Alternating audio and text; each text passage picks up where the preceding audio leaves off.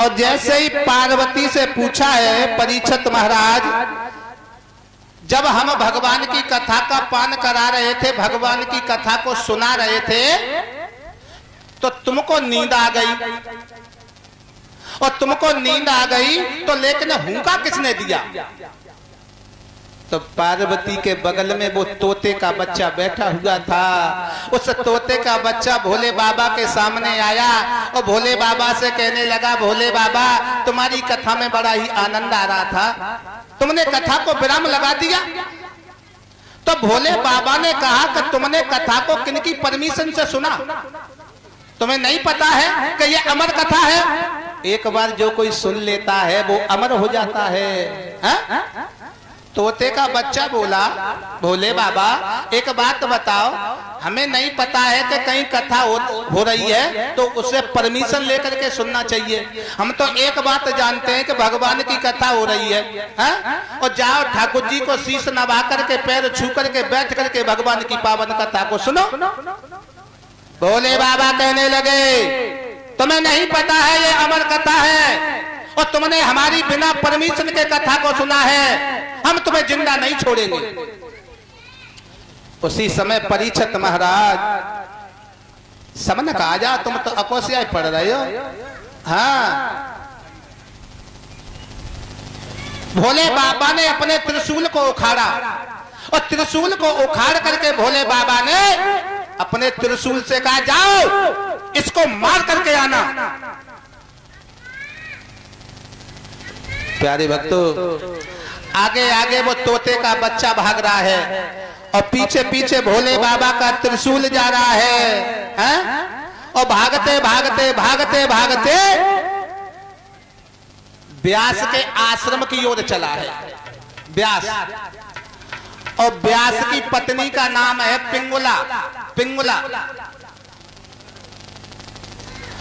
पिंगुला ने क्या काम किया? स्नान किया, और स्नान करके पिंगुला ने, और पिंगुला को जबाई आई, ध्यान देंगे परीक्षित महाराज, पिंगुला को जबाई आई तो तोते के बच्चे ने सोचा कि इस त्रिशूल हमें नहीं छोड़ेगा, हमें मार देगा, हमारे बचने के लिए यही गुफा अच्छी है।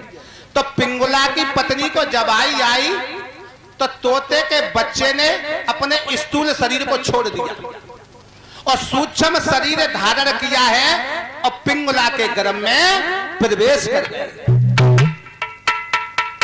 और जब पिंगुला के गर्भ में प्रवेश किया है तो भोले बाबा का त्रिशूल खड़ा का खड़ा रह गया, और त्रिशूल मन में सोचने लगा है, ये हमारा बैरी तो इसके पेट में चला गया, अगर हम इसके पेट में जाएंगे तो व्यास की पत्नी मर जाएंगी और भोले व्यास जी हमको श्राप दे देंगे, हम खंड खंड के हो जाएंगे।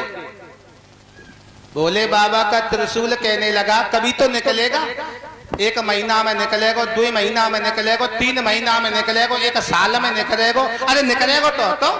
अब भोले बाबा का त्रिशूल वही खड़ा हो गया। और जब भोले बाबा का त्रिशूल खड़ा हुआ है परीक्षित महाराज, अब तो भोले बाबा को चिंता हो गई। भोले बाबा ने कही कि हमारा त्रिशूल गया था तोते के बच्चे को मारने के लिए, लेकिन लौट करके वापस नहीं आया, हा?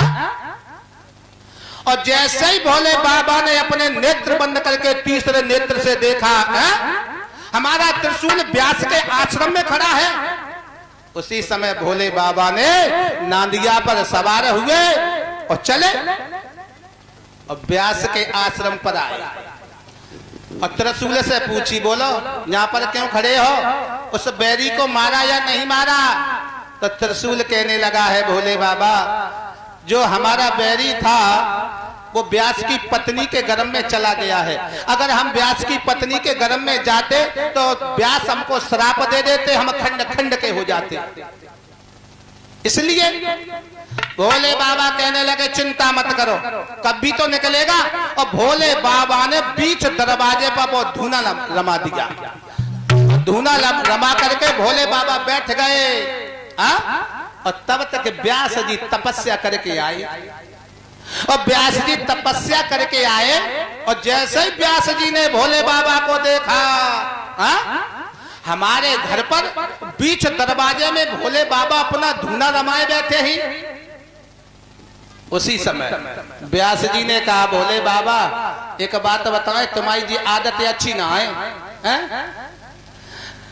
घर पर कोई नहीं है और तुम बीच दरबारे में अपना धूना रमाए बैठे हो, ये बात बहुत बढ़िया नहीं है। भोले बाबा कहने लगे व्यास जी से, तुम्हारे घर में हमारा चोर घुसा हुआ है, हमारे घर में तुम्हारा चोर।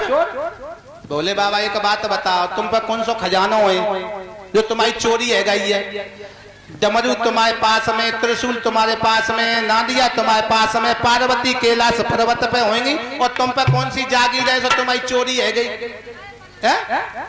तुम्हारी चोरी किस बात की हुई है?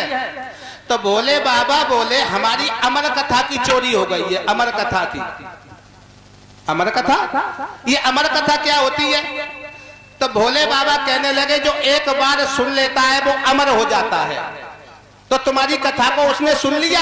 हाँ, हमें जो लगते है भोले बाबा आज तुम ज्यादा भांग पिया है, ज्यादा भांग पिया है। क्यों?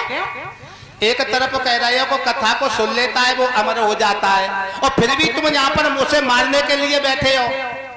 जब उसने कथा को सुन लिया वो तो अमर हो गया, उसे तुम क्या मार सकते हो? भोले बाबा ने कही, ये बात हमारे दिमाग में ना आई। और भोले बाबा ने अपने त्रिशूल को उखाड़ा, नंदी पर बैठे और व्यास जी को आशीर्वाद दिया। व्यास जी से कहा, तुम्हारे घर में एक ऐसा पुत्र पैदा होगा कि तुम्हारे नाम को रोशन कर देगा। प्यारे भक्तों, अब धीरे धीरे समय व्यतीत हुआ है, और व्यतीत होने पर मैया बड़ी परेशान है। तो व्यास जी कहने लगे हैं, बेटा बेटा अब तुम बाहर आ जाओ, तुम्हारी मैया बहुत परेशान है, बाहर आ जाओ। तो परीक्षित महाराज अंदर से आवाज आई, अंदर से आवाज आई, पिताजी हम बाहर नहीं आएंगे। क्यों? अगर हम बाहर आएंगे तो हमें माया व्याप जाएगी, इसलिए हम बाहर नहीं आएंगे। और यहाँ पर बैठ करके परमात्मा का हम भजन कर रहे हैं। और क्या आवाज आई है परीक्षित महाराज?